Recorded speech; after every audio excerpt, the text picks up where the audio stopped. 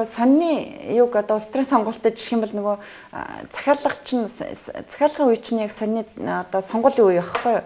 Тэгэхээр захиалга болгон дээр бол өдрийн сан яг 1-р номерт яваад идэг. Энэ байр суурь маш олон жил. Ерөөсөө тэгэл анханасаа л шууд солиол ихний ээлжинд бол ингээл яг ингээл ойрхон явж исэн үе байдаг.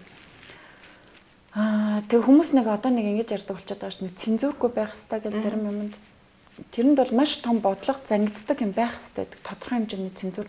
Огт дуртай юм авчрал хүн болгон бичээд байна гэж юм. Тэгхийн бол тэр чинь редакцийн бодлого гэж байгаа. Тэр аюул сайн зангидагддаг. Дээрэс нь өдрийн сонин бол маш том сэтгүүл зүйн школ. Аюул том сургууль.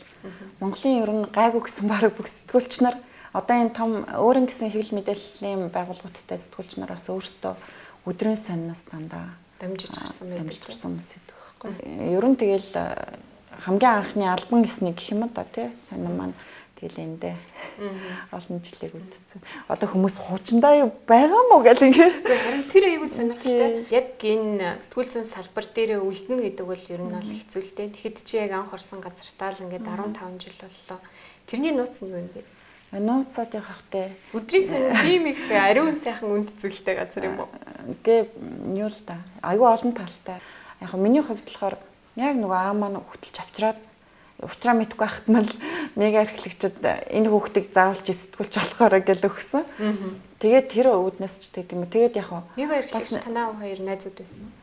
Гэ бүр нэг тийм дотн найзууд гэхгүй ардын эрх санд манай өөрөө бас нөгөө нийтлүүд өгдөг гэсэн байхгүй. Тэгээд яг төрийн түүх эвлэл гэж байсан хуучин те. Тэгээд тэрний нөгөө суур бас байна.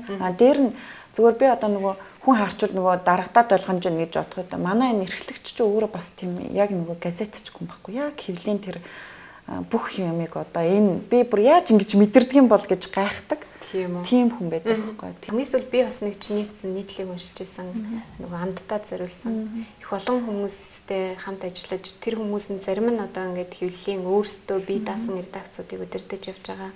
Тэгтэл яг чиний түрүүний хэлснээр тий. Зарим нь бол одоо энэ хорвоогоос бутсан байна л да.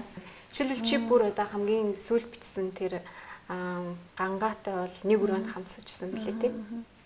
Манай гангаа хэдэн жил хамт суусан бэ? Нилээдэн жил авсан. Тий.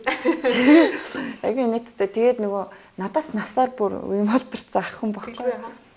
Тэгээд яг бид тэр чи би гээд тэгсэн мөртлөө би гангагийн доотолд ингийн үзэгдэл. Тий, гангагийн доотолд байдаг дөөг нь болохоор би та гэдэг. Тэгээд яг бид хоёр яг нэг найзууч манай гэрхэнч мэдгүй. Миний дүү чинь бас Гангабатар гэдэг шүү дээ. Тэгээд нөгөө манай Гангануурын нэрээр Гангануур гэдэг нэртэйсэн билээ. Манай талигч гангаа. Тэгээд сүүлд нь яг гангаа гэд товчлоод гангаа болцсон билээ. Зүгээр бид хоёр нөгөө хоорондоо эхэндээ бол жоохон таагүй муудалцаж танилцсан хүмүүс сайн найзууд ордог гэдэг шиг бас заримдаа их муудалцдаг тийм лээсэн. Гэхдээ их нөгөө юм авиас бэлэгт хөлдөр манай гангаа амар энгийн одоо хүн гудамжинд явж байгаа юм бол нөгөө мундаг нийтэлч гэж юусоо бодохгүй тий намайг одоо тэр чинь нөгөө хариуцлагатай нарийн бичгийн даргын алба башдаг би чинь болохоор нөгөө тайм чийдэг байсан. Тэгээд нэгсэн миний удирдлага гэсэн үг шүү дээ. Тэгээд бид нар хамт өрөөнд сууж байгаа намаа өглөөний аран дээр муулна шүмжлэн.